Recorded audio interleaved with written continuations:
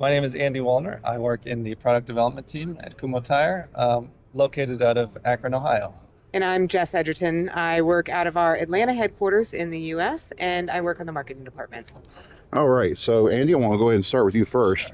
Obviously, the big news out of Kumho today is the new Ecsta all-season tire that you have. Correct. That has a new tire technology. Can you explain that to me and what it does? Are you referring to the K-Noise Defense? Yes. Yes. So that's a new technology that we added recently. We're very excited about.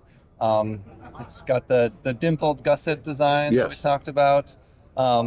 It breaks down the air that goes through the grooves. Yes. And that really helps reduce the noise coming out of the tire. So explain to my audience why that matters. Why is slowing down the air in the grooves important? Yeah, so as the tire rolls through the footprint, the air and the sound gets trapped in those grooves. It's like a pipe almost. Yes. And it just gets pushed out towards the end of the tire, Through back of the- the tire and the front of the Through tire. the sipes. That's right. Also on the side as well, but also in the front and the back. Okay. And those gussets, they really just interfere with the air moving through it and help minimize that sound coming Okay. out of it. So it's the way it's working is you kind of get a slight wind tunnel effect inside the tire groove as it's rolling. That's and right. what these do is it acts like, I think the closest I can think of is like a set of weirs in a just after a waterfall or a little city feature. It kind of slows down the water so that it's not as turbulent as it goes down. Yeah, anything that gets in the way of that will help. So how did you guys come up with that idea? I mean, it's a unique, first, that whole idea is unique in general, but what led you to not only the design, but doing it at all? Yeah. So with all-season tires, the snow performance is becoming more and more critical, and that requires a lot of sipes in the tires, which Right. creates a lot of noise. So noise has been a big focus for us. In addition to that, with the EVs becoming more and more popular, those not having the internal combustion engine, the tire noise becomes much more critical than it Right. used to be. The gas engine used to kind of drown out the tire noise, Right. and now the tires are suddenly the loudest part of the car. Right. So that's a performance that we really had to work on to improve. And we just go through a normal standard iterative process, trying out new things that work both in the physical world. We can carve different things into Right. tires, but we can also do it in the digital world. Right. So we've got computer modeling FEA that helps us in a pretty short amount of time try out different designs. Right. So they had like the fluid something analysis. I can't remember what the word is. Yeah. But FEA, that's Yes, what it's called. exactly. Yep. So you guys go through that.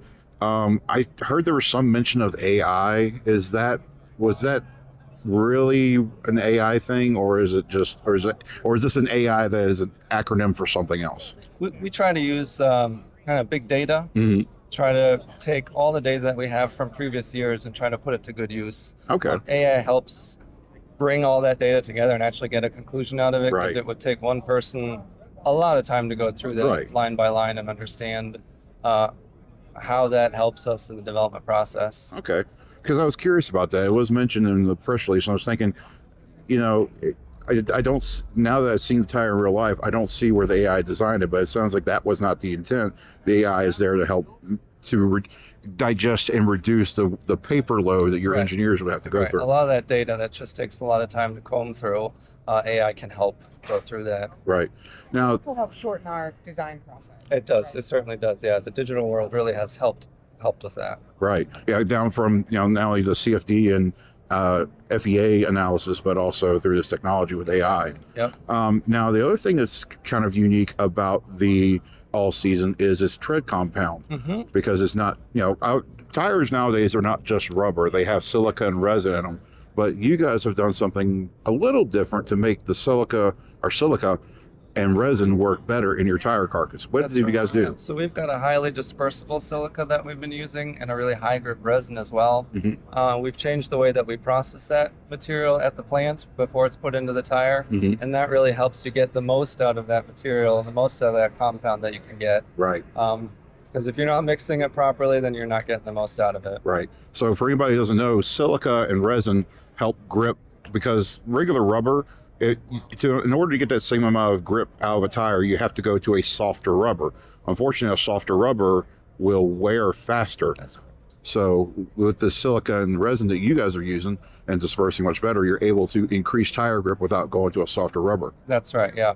And it also allows you guys to do a new distance warranty on these tires. Right. What is that? 50,000 50,000 miles. miles. Yeah. Mhm. So that, and I think that's also unique within the industry, at least going that far. I think there may be only one more that's probably doing it. It's definitely at the higher end, yes. Yeah.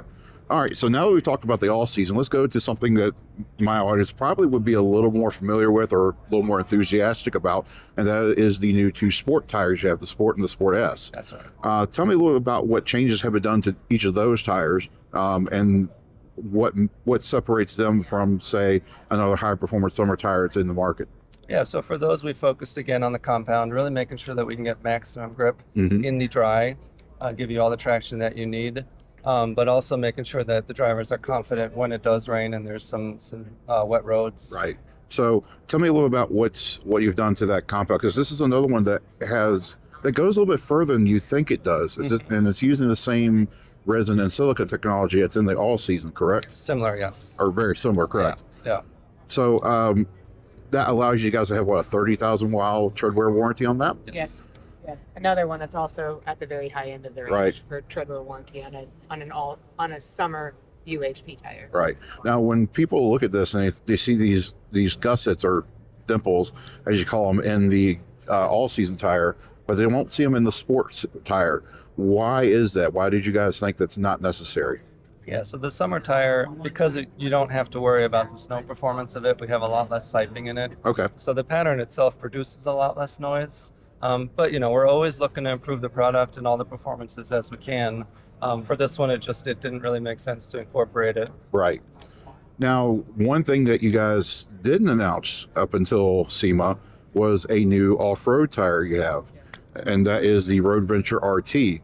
I mentioned on Monday that this all-terrain extreme category, is that correct? Mm-hmm. That's right. Yeah. So tell me a little bit about the design behind it and why we're going to see it now rather than, say, last year. What caused it to come out now? Yeah, it's a new segment, the RT segment, and one that we haven't had a product in before. So we've been pushing to get one out as quickly as possible.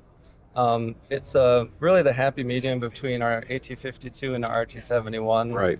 Giving you the off-road performance that people want out of those tires, but also still comfortable on road and giving you some mileage warranty as well. So, like I said, if you look at it from the side, it looks like it has an MT tread pattern, Yep. but it really has more of the all-terrain tire pattern when you go into the actual traction surface area.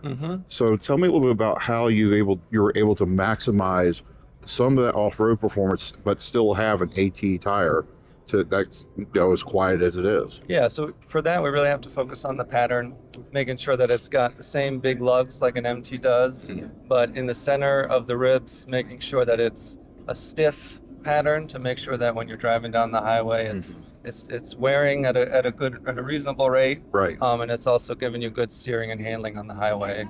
So what are some of the new design parts that you have within the sipes and the grooves? Because if you look at it, it doesn't look like a smooth, typical all-terrain or even the mud tire.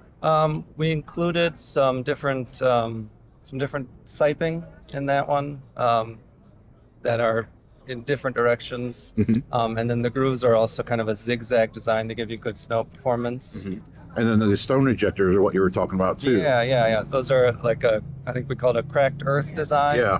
And then you've got the waves in the shoulder as well. Those help eject stones, and also any stone drilling as well helps to reduce that. Right. So what type of treadwear will we see out of this tire? Do you have a warranty on that one yet? Yes, we do. That's a 50,000 miles treadwear. Okay. So unlike MT tires where you don't often see treadwear warranties Right. at all, we put a 50,000 miles. So you're getting a lot more of the off-road performance and durability. You're getting chip resistance. You're getting the comfort. You're getting the low noise that you would expect out of an all-terrain. Right. And then you're also getting the bonus of a 50,000 mile treadwear warranty. Right now, the first 3 tires we talked about today are pretty close to being on sale right now. Correct. Yes. But the RT will not be on sale quite as quickly. Well, when are we expecting that tire to come out? That'll be in the fall of next year will be the RT, and in the spring of next year will be the 2 UHP products. Right. And do you have a general price on any of these tires yet? We haven't announced pricing, and then of course it's always set by the retailers. Right. But no, we haven't announced that yet. Okay.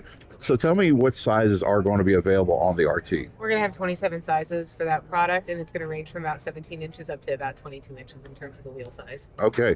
Now, let me ask you this. Is there any other tire we could be looking forward to in the very near future? Because like I said, this RT was kind of a surprise at SEMA. Are there going to be other surprises coming up maybe, I don't know, sometime in January? No, I don't think you're going to see any other surprises from us this year. Okay. Well, guys, thank you very much. I appreciate this time you took with me, and I look forward to seeing you again maybe next year. Absolutely.